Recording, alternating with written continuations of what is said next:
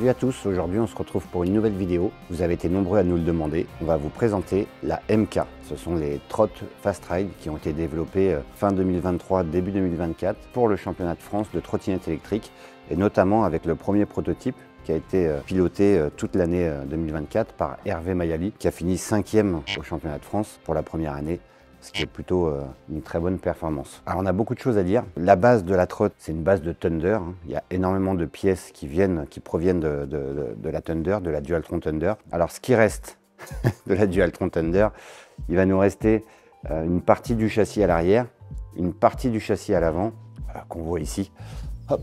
La banane, ce qu'on appelle la banane, et quelques petites pièces un peu dissimulées à droite à gauche, des caches de suspension. Vous allez voir, on a aussi des bras Sonken qui ont été développés pour pouvoir élargir un petit peu l'anthrax pour pouvoir passer des moteurs plus gros. La colonne a été complètement changée. Là, on a une colonne freestyle, donc beaucoup plus légère avec le guidon intégré. On a été obligé de créer des petites rallonges parce que les guidons sont vachement courts. Et on l'a équipé donc de Hope Tech 4 V4, disque 3 mm renforcé Sonken en 180 de diamètre. Des PMT Slick évidemment, les jantes Fast Ride pour pouvoir monter des pneus en 90 notamment, beaucoup plus agiles pour la piste. Et voilà, un petit peu la base. Alors il y a vraiment l'essentiel.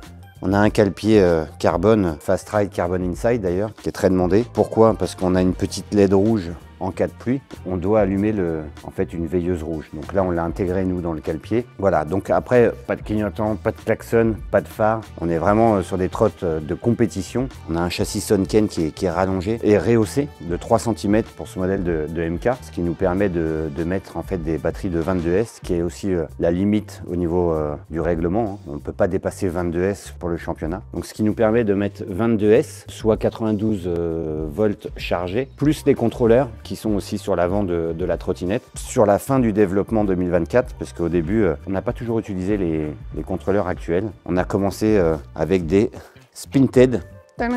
J'avoue que fin 2023, début 2024, autant on savait à peu près où on allait niveau châssis, autant au niveau électronique, c'était un flou complet. On était très habitué à travailler avec les contrôleurs Kelly, qu'on maîtrise parfaitement, mais qui sont relativement obsolètes pour de la course. S'il n'y a pas de traction control, c'est très difficile de se battre pour les premières places. Donc on est passé au Spinted, qui me paraissait en fait le meilleur rapport qualité-prix. Voilà, en encombrement plutôt réduit. On avait mis deux, un pour l'arrière, un pour l'avant, sur le côté de la trotte.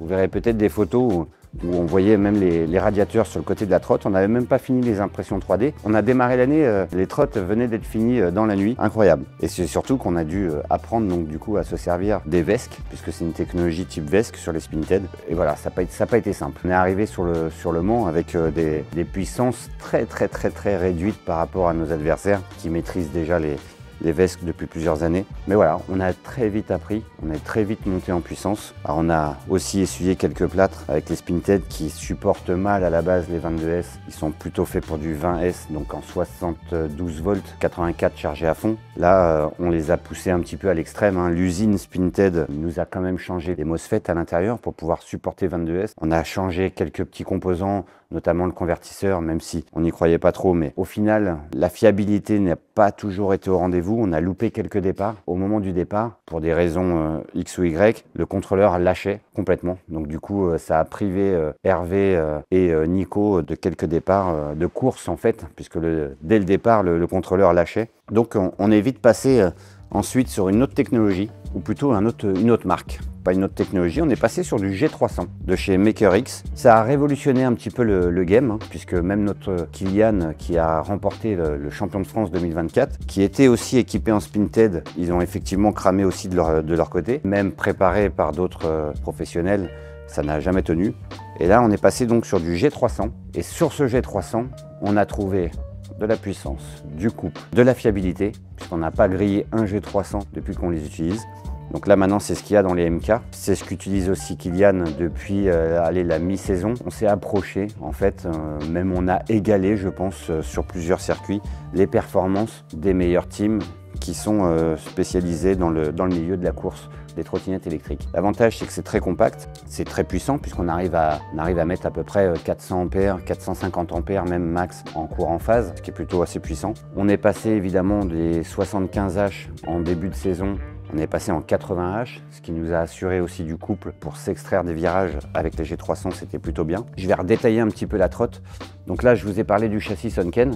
On a un swing arm aussi complet Sunken. Alors ça, c'est le proto. Il n'est pas tout à fait pareil sur les prochaines MK qui sortent d'usine. Vous avez la bague de serrage Sunken qui va avec. L'amortisseur de direction Sunken qui est en fixation banane, donc du coup vous avez complètement le plateau qui reste libre, vous n'avez pas de problème à ce niveau-là. Le deck évidemment qui a été fait sur mesure par Carbon Inside et Fast Ride pour pouvoir s'adapter parfaitement au châssis Sunken rallongé. Là il y a eu un gros travail, je ne sais pas si on pourra le voir. Au début de saison on a commencé à rouler donc au Mans, comme je vous disais, avec des disques en 160 mm de diamètre. Le problème, c'est que nos pilotes qui penchaient vachement touchaient tout de suite les disques et surtout manquaient un peu de puissance de freinage. Les plaquettes se consommaient à vitesse grand V. On a été obligé de travailler dès la deuxième course sur les flasques. On est passé en 180 mm, mais en 180 mm, si on gardait le même déport, c'était pire au niveau de l'inclinaison. Donc du coup, on a travaillé un petit peu les flasques pour pouvoir coller le disque le plus proche possible du pneu. Et là, du coup, on a pu obtenir des angles d'inclinaison plutôt corrects avec un freinage assez costaud. Nous, niveau batterie, on a opté pour des Molicel en P45B, donc ça nous délivre à peu près 45 ampères en continu et 4500 mAh de capacité. De mémoire, on était à 52 kg, peut-être 53, je ne sais plus avec les 80 H. On va la repeser pour voir tout ça. On a fait une batterie donc de 22S, 8P pour ARV. Ça suffit pour toute l'année. On n'a jamais manqué de batterie sur une manche. On n'a jamais manqué de charge, puisqu'évidemment, plus vous avez de P, plus vous avez de puissance, plus vous pouvez exploiter la puissance en fait de votre batterie, puisque moi en 8P avec des Molicel par exemple, on est à 8 x 45, c'est un peu moins de 400 ampères de décharge en continu, donc ça suffit largement. C'est surtout que 1P c'est 1,3 ou 1,4 kg, voilà, sur 22S. Donc nous on a choisi le poids et surtout la charge rapide, puisque moins il y a de P, plus vous chargez rapidement. Après on avait fait un compromis pour Nico, lui il était en 9P, donc il était à 40 ampères de capacité, là c'est 36. L'autre MK qui est derrière moi, qu'on a construit en cours d'année, on a opté pour des 9P mais en P42A, et ça a été très bien également. Voilà, elle est équipée aussi des 80H, aussi des jantes Fast Ride, du châssis Sunken. La seule différence, on a mis un cale-pied Sunken et pas un cale-pied Fast Ride Carbon Inside.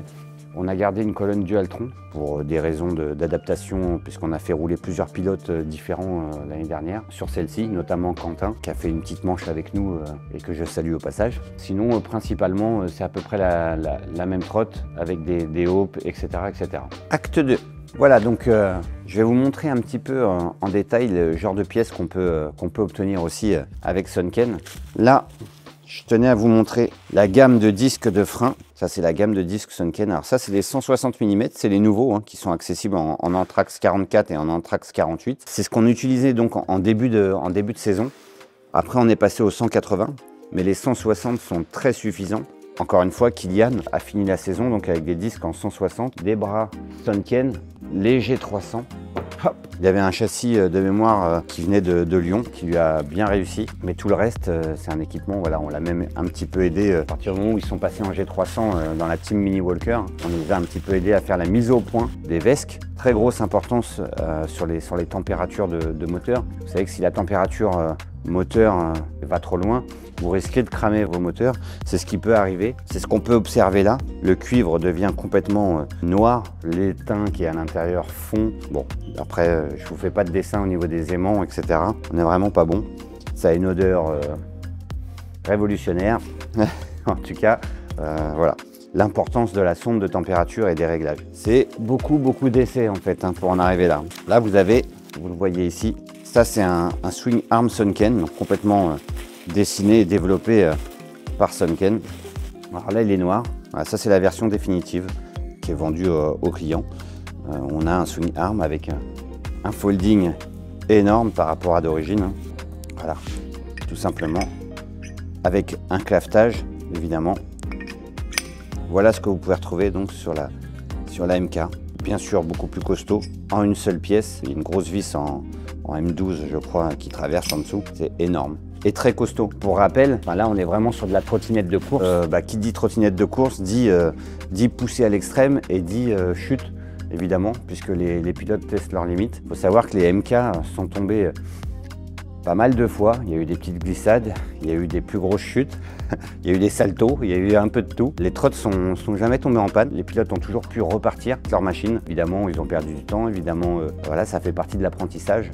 Mais les trottes nous ont jamais fait défaut. Je crois qu'Hervé a eu un levier de frein Hope cassé dans la saison. Nico, il me semble, bon, il a eu un support d'amortisseur de direction qui a été tordu, mais il a quand même pu finir la course. Et c'est tout. On a vraiment fait une trotte costaud et rapide, faite vraiment pour les compétitions. Acte 3. Alors ce que je vous propose, c'est de mesurer et de peser cette MK à peu près donc à 139 cm.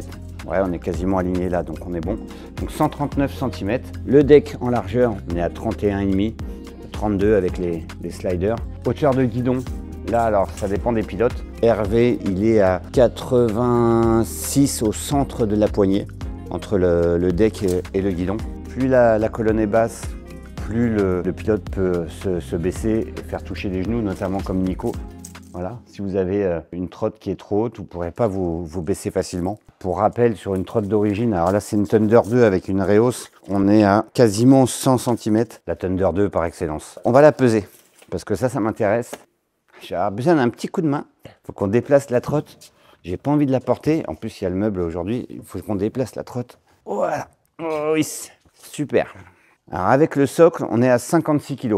Le socle doit faire à peine 500 grammes, 1 kg. Donc on a une base, on va dire, de 55 kg avec 2,80 H complet, voilà, prêt à courir. Ça reste un poids correct pour une trotte en 22S en 92 volts. Je suis assez fier de ce qu'on a pu accomplir, puisqu'évidemment on est beaucoup plus dans la custom. On s'est mis à la préparation des trottes seulement en fin 2023, début 2024, on ne savait même pas encore si on allait participer au championnat. D'ailleurs, les championnats de France, ça a été un petit peu la croix et la bannière. Hein. On a fait énormément de rendez-vous à la FFM pour faire passer ce type de course et faire connaître un peu cette discipline. Je l'ai fait avec Eric Sévère notamment, qui gère Time for Racing, que vous connaissez peut-être déjà. On a œuvré, on a fait le premier Angerville en track day il y a plusieurs années maintenant. On a fait gagner des lots, on a fait vraiment beaucoup de choses. Et aujourd'hui, je suis assez content de voir qu'il y a un championnat. Il y a eu un championnat de ligue, maintenant il y a un championnat de France. Il y a eu un championnat de France en 2024 qui s'est bien déroulé avec 5 manches ou 6 manches, je ne sais plus. Mais bref, c'était plutôt bien.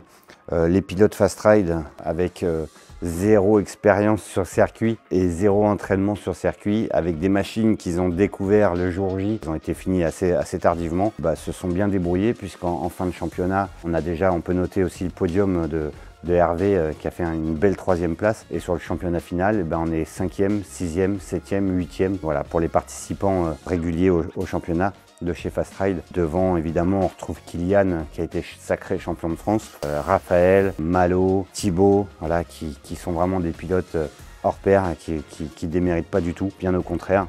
Il y en a beaucoup à apprendre là-dessus. Je suis très content qu'on ait pu obtenir ces places et surtout qu'on ait pu construire ces magnifiques machines. J'espère que je vous ai tout dit. S'il y a des questions, vous pouvez les mettre dans les commentaires. Pour 2025, je ne sais pas encore ce qui est prévu. Je sais qu'on va au Mans dans une semaine ou deux. Donc vous retrouverez Nico sur sa MK.